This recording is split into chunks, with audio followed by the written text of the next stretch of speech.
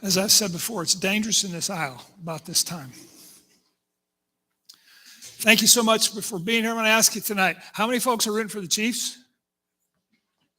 Not bad. How many folks are rooting for the Eagles? How many don't care? That's what I figured. I've told you before, and you all know this about me, I'm a Vikings fan, and I'm used to disappointment, but there's always next year, right? There's always next year. Joe Owen and I talk about that a lot. There's always next year. Well, we're continuing in our series from Ruth. I hope you're finding it encouraging, and I hope you find it interesting. This is really a pretty great book.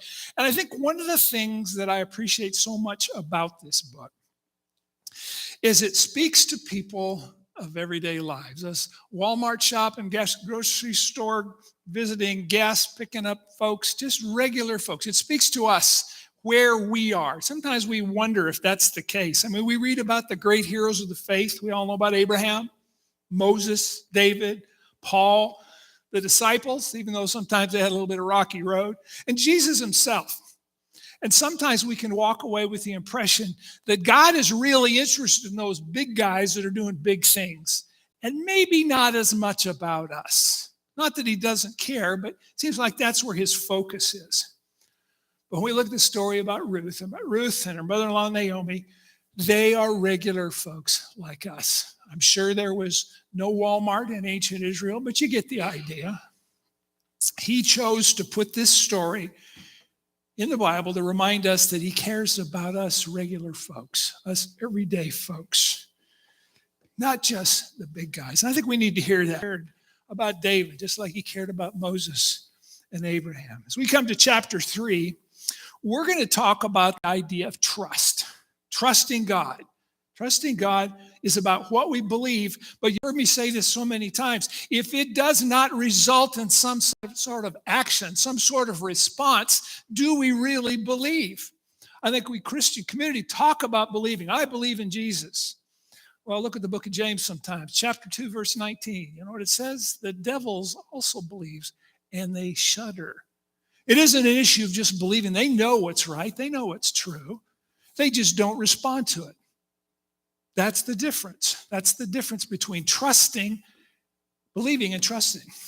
This morning, we're going to talk about what trusting really requires of in a story about Ruth. 3 things we're going to talk about: courage, boldness, and patience. All of those are necessary items if we're going to trust God's care for us. Join me as we pray and ask the Spirit to speak into our lives this morning.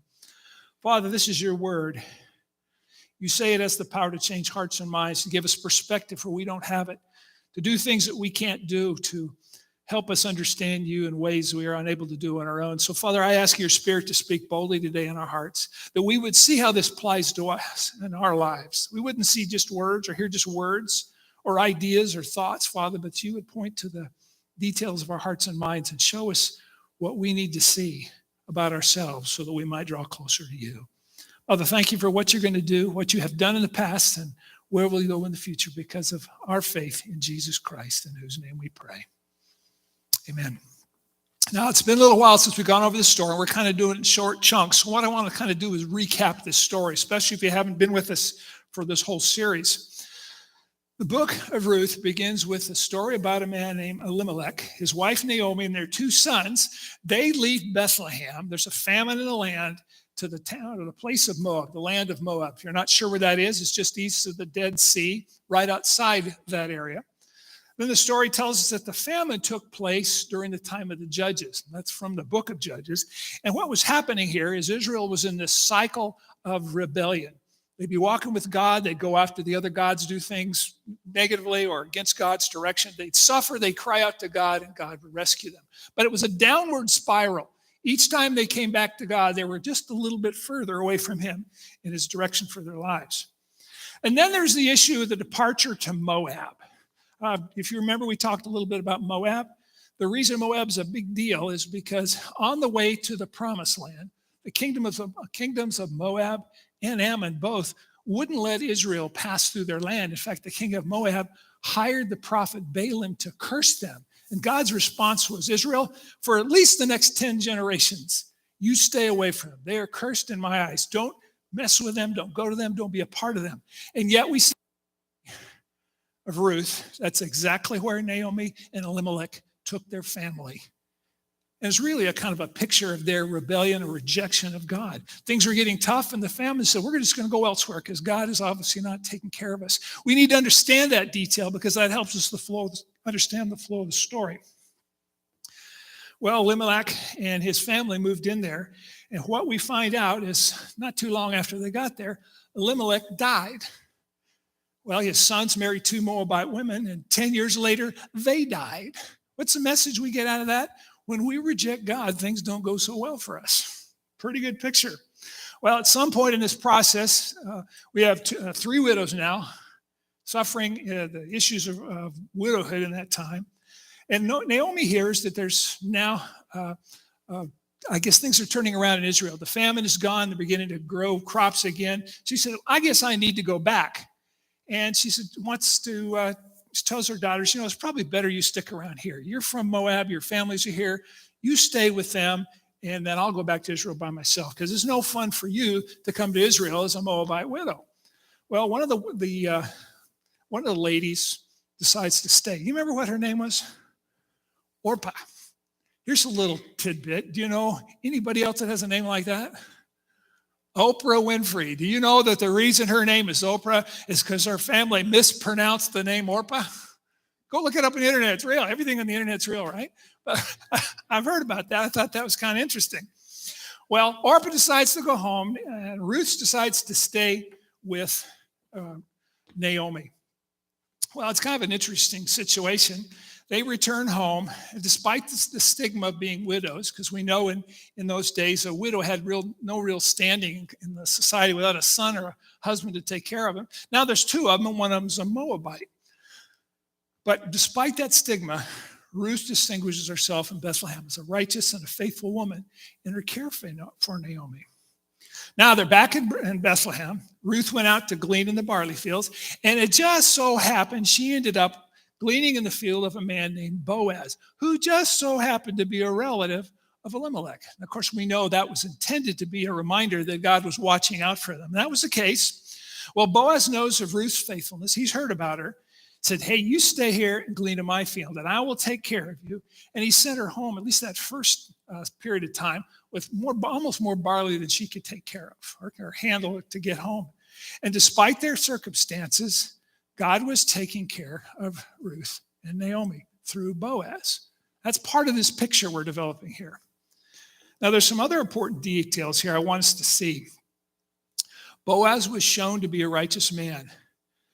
But important at this stage of the story is he was also a relative, which introduced of Levirate law. How many folks ever heard of the Levirate law? It's an Old Testament law.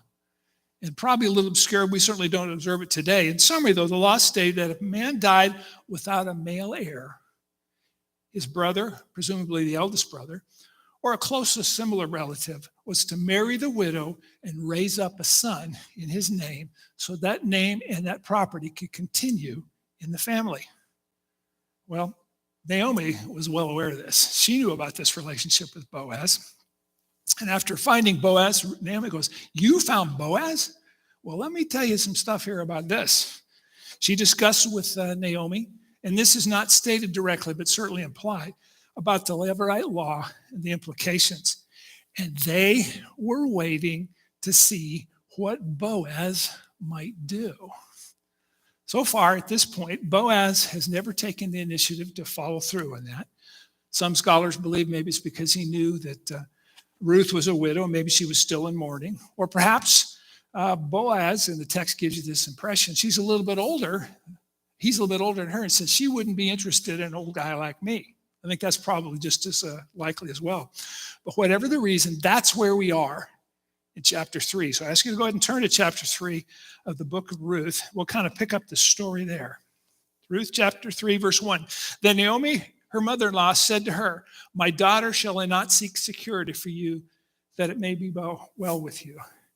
Naomi's actions weren't selfish at all. She recognized that as a Moabite widow, she was about as far down the social scale as she could be. She is trying to take care of Ruth, and part of the reason is because Ruth had been so faithful to her. So she hatches a plan. That's an interesting plan and maybe just a little bit startling. Look at verses 2-5. Now, is not Boaz our kinsman? That's that word Levirate law. Sometimes you'll see it written as kinsman redeemer. It's a great story. He said, you know who this guy is, right? He's our kinsman, with whom the one with you with all the maids. Behold, he winnows at the barley threshing floor tonight. Here comes the plan. I want you to wash yourself, therefore, anoint yourself, put on your best clothes, and go down to the threshing floor. But do not make yourself known to the man until he's finished eating and drinking. Now, picture the story right now. She's going to get all prettied up, perfume and all that, and she's going to head down to the threshing floor. What do you suppose people are going to think? This might not be the most appropriate thing for a young lady to do. And this is a Moabite woman, so automatically her motives would be suspect. This is a pretty scary thing, but this was Naomi's plan for Ruth. Then verse 4, Orphan said, wait till he's done eating and drinking. What would happen in the evening of the threshing? That's where they separate the grain from the rest of the plant. They would work really hard into the evening. They'd eat, drink, and sleep. Guard the grain there for the night. But they were celebrating what they were doing. So he said, don't go down, don't make yourself known to the man until he's finished eating and drinking. And it shall be when he lies down, that you shall notice the place where he lies. Keep your eyes on him. Stay hidden, but keep your eyes on him. And then what I want you to do is uncover his feet and lie down. Then he will tell you what to do. And Naomi says, or Ruth says, I'll do it. Now, here's some things I want you to think about that picture. First of all, as I mentioned, there's some risk in this. What might people say about her? What might they say about Boaz? And what's this thing about uncovering his feet? Probably the best way to describe that, Cheryl and I would both understand this. When it's cold at night, it wakes you up, right? If you want Boaz to wake up, uncover his feet. Eventually, this old guy's going, why is it so cold? And he's going to sit up and take notice. This was all part of his plans, and that's exactly how it unfolds. But Ruth's thinking, now, wait a minute. You know she's thinking this, even though it doesn't state it. If I do this and it doesn't work out like you say, what's going to happen to me? What are people going to do to me?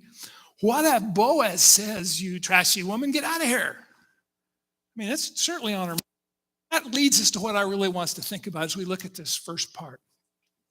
The first lesson in this, if you will, is when we talk about trusting in God, we have to have willingness to provide, and that requires courage. It requires courage to do what Ruth agreed to do.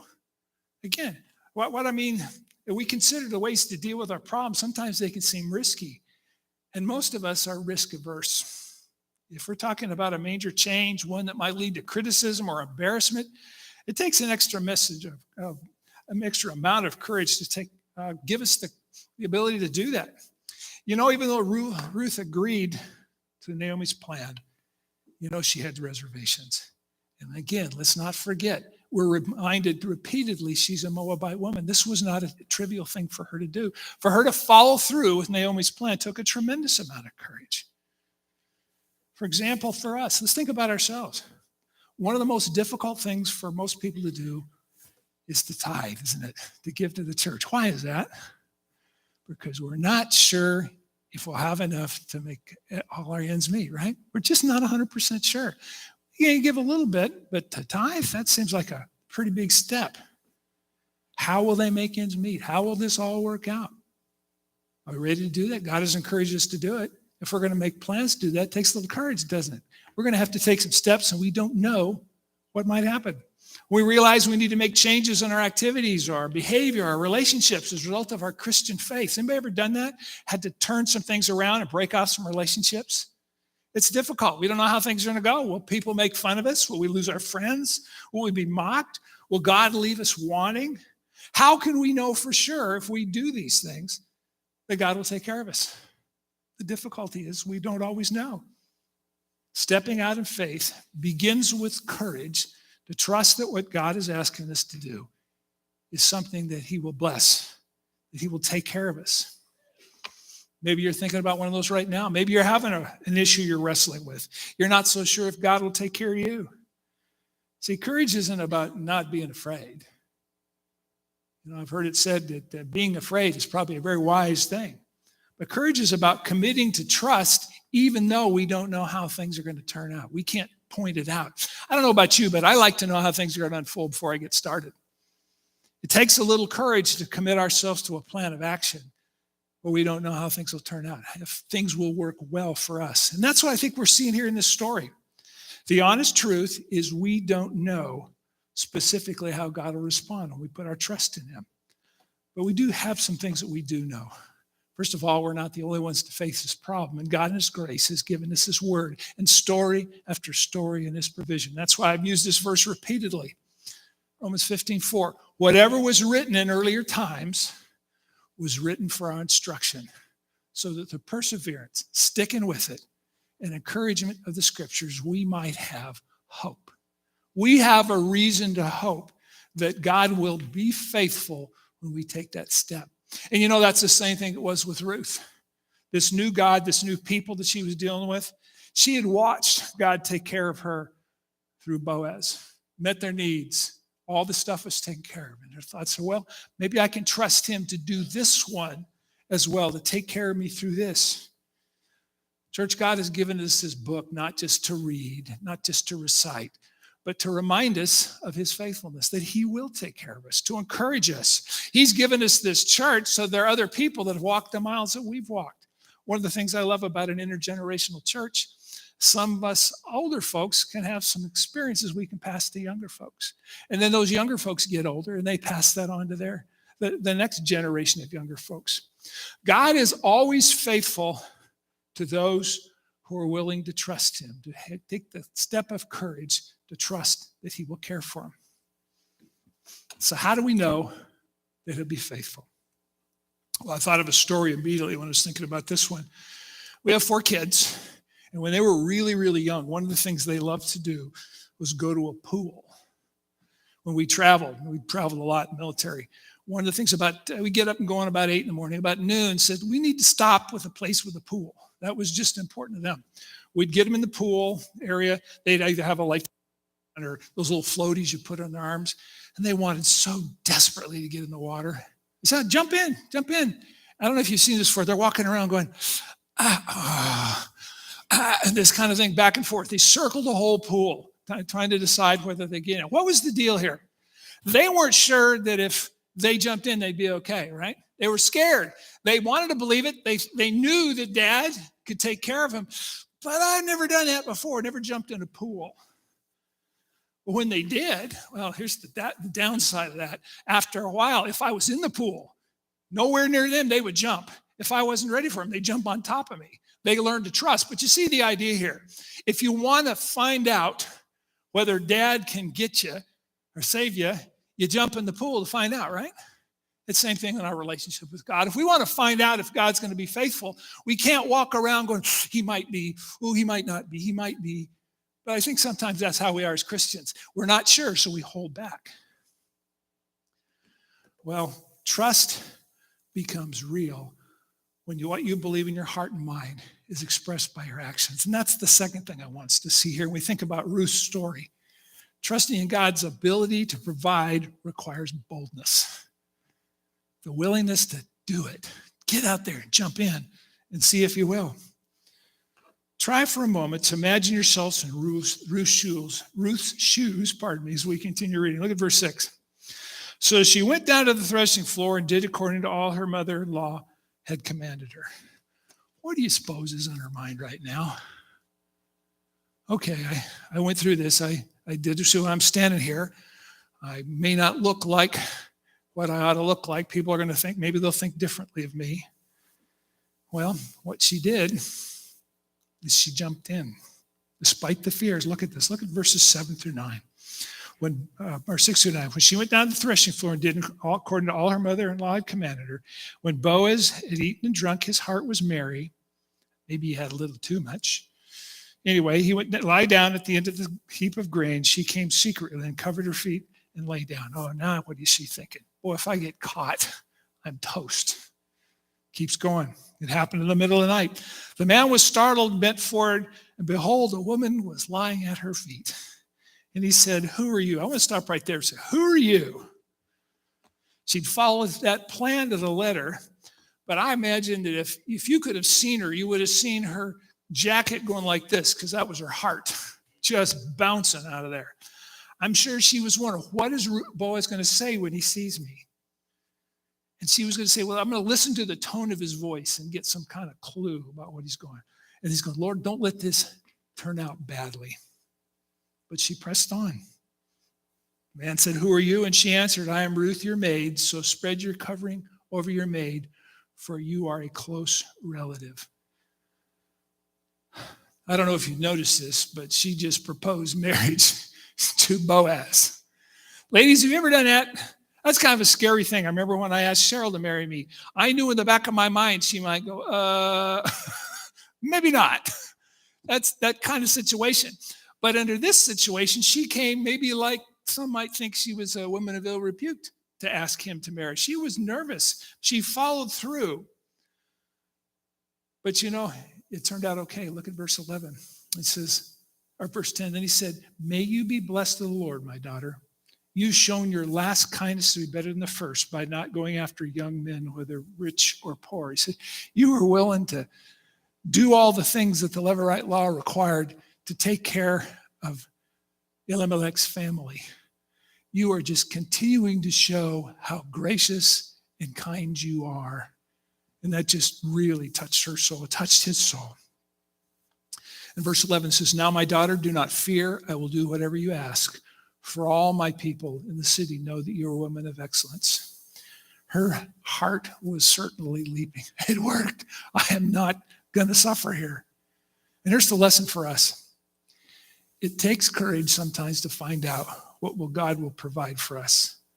But the only way we're going to find out is if we respond and do what he's asked us to do. Y'all know my favorite saying, right? You could all repeat it with me. Knowing something isn't the same as doing something. Doing something requires what? Actually doing something. Yes, that's the same picture here. If we want to find out whether God will respond to us and take care of us, we can't circle the pool in stress. We say, okay, you said, so I'm going to jump. I will trust you to take care of me. I want you to recall another verse I've been putting out during this series from Hebrews 11:6. Without faith, it is impossible to please him. For he that comes to God must believe that he is who he says he is, that he's a rewarder of those who seek him. In other words, he will do what he said he will do. So we respond, react, we jump. Now, I've used the word trust oftentimes in the place of faith because I think faith sometimes is just about the head. But trust is really about not only what you believe, but what you do. So I want to ask you here, Christian, is there some area in your life you say, nope, I'm just going to circle the pool here because I don't really believe he's going to take care of me.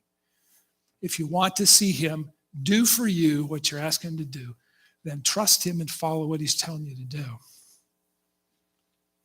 But there's another thing I think we can overlook here. And this is so important for us. Before Naomi encouraged Ruth to go to Boaz, what did she know about Boaz? He was a good and righteous man. She didn't tell him to go to somebody she'd never met, had no reason to believe would take care of her. What I want us to see here is God had already provided for her. Church, sometimes we forget how God has provided in the past. We just look at the moment.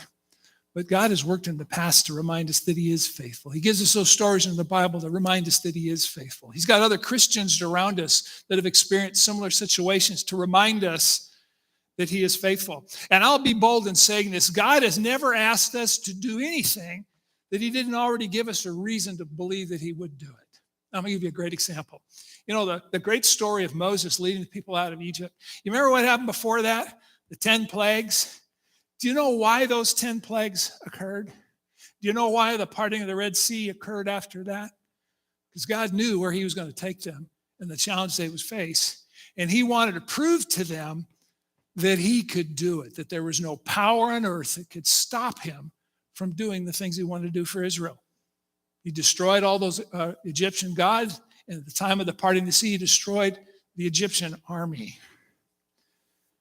This is an important thing for us to notice, church. Trusting God takes boldness, but God will always give us a reason to trust him. So I want to ask you today, as you think about where you are in your own walk with God, is there some issue in your life where you know what you should do, you know what God has said, but you're struggling to the idea that he'll provide. So I'll ask you this question. Has he ever failed you in the past? Has he ever failed to provide for you? Do you have the things you need in your home? Clothing, housing, food, friendships, resources. If he's done that, he's been providing for you. So when he asks you to do something that's new to you, look back at those things. Say, yeah, he's been here. He's been faithful before. For some, it might be somebody here today might be there making that initial commitment to God. Are you worried that the cost is too high? Or there's something that is going to make your life more difficult? Are you afraid that losing the control you have over your life is too great? In the book of James, one of the things that the author makes very clear is we're going to have trials in our life, we're going to have difficulties in our life, but he says if you have questions, go to God. Ask him about that. Give wisdom. But I want to share something that's after that we don't often think about. Not only does he encourage us to speak to God, but he gives us a warning. I'm going to put those verses up here. James 1, verses 6 through 8. We must ask in faith without doubting. For the one who doubts is like the surf of the sea, driven and tossed by the wind. For that man ought not to expect that he will receive anything from the Lord, being a double-minded man, unstable in all his ways. See, here's the point. If you want to find out how much fun the pool is, you can't circle the pool. You got to get in the pool. If you doubt, then you will miss the joy of swimming in the pool. If you doubt that God can provide for you when you give to the church, then you will miss the joy of giving and watching God multiply that. If you doubt that God will provide for you and you don't make some changes in your life because you're afraid what people will say to you or about you, you're going to miss the experience of God working in your life. And see, I'm convinced that's the reason why so many Christians experience so little from God and why many people say it doesn't work, that he doesn't do for them what he promised. Here's the deal. I think what they want is him to work in their lives, but they don't want to have to deal with or think about the risks. What might it be like? Might it cost me something? I'm not going to go to him unless I know in advance he's going to provide for me like this or like that. And the truth is, we don't know how it's going to unfold. It may not unfold in our timing. But we will miss what he wants to do for us if we're not willing to take the risk, step out and obey.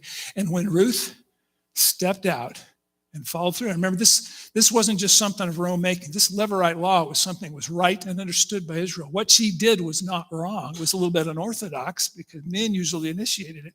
But when she trusted God's care and provision for Naomi and the family, the extended family, God said, because of your faith, I'm going to bless you in abundant ways.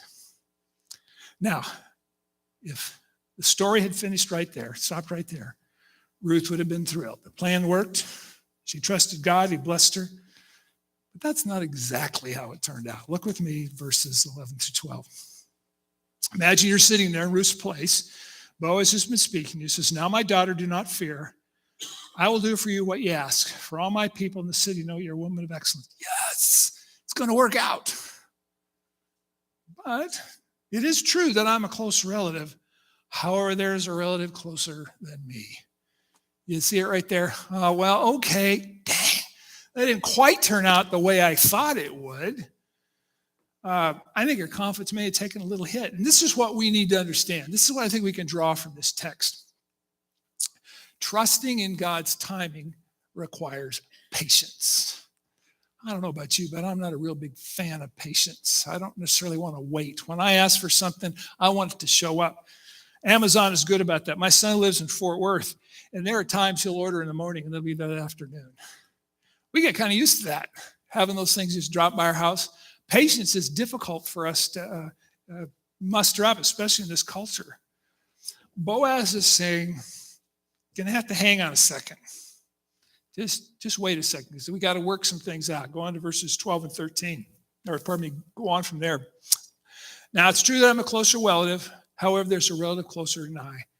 Remain this night, and when morning comes, if he will redeem you, good. Let him redeem you. But if he does not wish to redeem you, then I'll redeem you as the Lord lives. In other words, I promise you. Important for understanding, we have to have some patience in God's direction in our life. Well, Ruth goes home, tells Naomi, verses 16 and 17, about what's happened. She brings back another big bundle of barley. But look at verse 18. Then she said, this is Naomi speaking now, wait, my daughter. There's that word wait again. Wait, my daughter, until you know how the matter turns out. For the man will not rest until he has settled it today. Like I said, waiting is difficult for us. But church, in reality, waiting is important for us. Waiting is how we learn to trust God, and we have to let him be in charge. It's often because he's doing things that we don't see, working in our lives, but also the lives of the other people.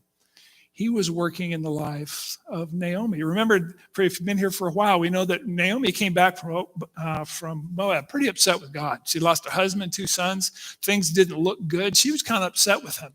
And it wasn't until Ruth found Boaz, she was thinking, well, maybe God is working here. Maybe he is doing something around me. God is also working in the lives of other people. An evangelist, a British evangelist named G. Morgan Campbell said this, and I think this is a really good thing for us to understand. Waiting for God is not laziness. Waiting for God is not going to sleep.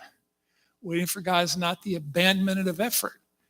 Waiting for God means first, activity under command. I'm going to wait and follow what he says. Second, readiness for a new command that may come. There may be something else he wants me to do first. And then third, the ability to do nothing until the command is given. Waiting is how we learn to trust God. Waiting is saying, Lord, I trust you with my life and my circumstances and my future, so I'm going to hang on a second here. Now, I want to take us to a text that I preached on before that I want us to see, and if you underline, I encourage you to underline this Bible. It's in the book of Lamentations chapter 3. I ask you to turn there with me. Lamentations 3. Oops, got ahead there. Verses 19 through 25. Give you a little background. Lamentations is written by the prophet Jeremiah. It is written as Jeremiah watches the Chaldeans, the Babylonians, come into the city and destroy it and take people captive. What do you suppose Jeremiah is thinking? He was distraught. He was broken. He understood why God was doing what he did, but it still was just difficult for him to watch, to see the suffering. So I want us to look at this text. Lamentations 3, verses 19 through 25. If you got that, I want follow along with me as I read. It says, remember my affliction and my wandering, the wormwood and bitterness. He's saying, I'm thinking about these difficult times. I remember the times in Israel's history when things were bad. Surely my soul remembers and is bowed down with me. This isn't the first time that I've experienced this. And this is where it starts to turn. But this I recall to mind. Therefore I have hope. The Lord's loving kindnesses indeed never cease. That word loving kindness talks about his faithfulness to us. It never ceases. His compassions never fail. We need to hear that sometimes. Verse 23, they are new every morning. Great is your faithfulness. Kind of like this. I'll continue with the verse second. It's kind of like this. When we blow it, it's been a really bad day. We come before God saying, man, I've toasted this day completely. And get up in the morning and say, okay, that's past. That's history. We're not going to look at that anymore. That's what's going through Jeremiah's mind. This is going to be tough, but let's remember how faithful God is. His compassions will be new tomorrow, even though it's difficult. Verse 24, the Lord is my portion, says my soul. Therefore I have hope in him. The Lord is good. Hear these words. The Lord is good to those who wait for him, to the person who seeks him. What God is up to in our lives, in our world, may seem at the moment to be impossibly difficult to understand. It may seem like this wasted time. We're missing out. But in the waiting, we can be certain that God is busy in our lives because he's faithful to us. Very beginning of this series, Ruth, the covenant love of God, his faithfulness to stay with us, even us regular people. But in the waiting, we can be certain he's pursuing his purposes, and we can gain from waiting things that we will never gain if we try to hurry things along. We try to change things ourselves.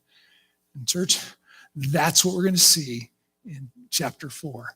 We've been building up to this whole story, having to learn to trust God, to take care of him, to have the courage to trust what he's going to do for us, then have the boldness to step out in faith. And we may have to wait a little bit to see how it unfolds, but we can be certain that he will, and chapter 4 will show it in spades.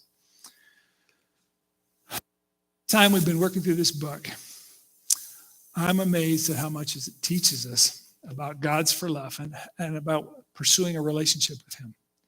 This is one more reason I would say we need to read the Old Testament. If you are not an Old Testament person, you're going to miss all this because this isn't found in the New Testament.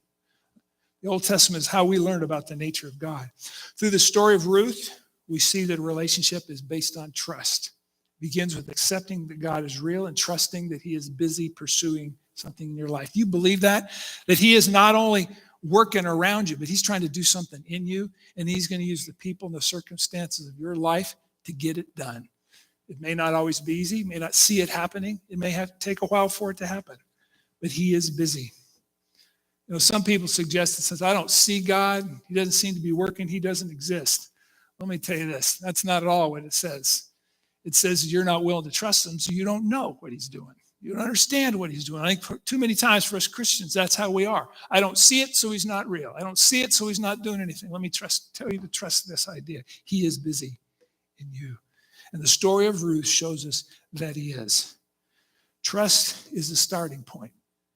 Are you ready to make that step of trust?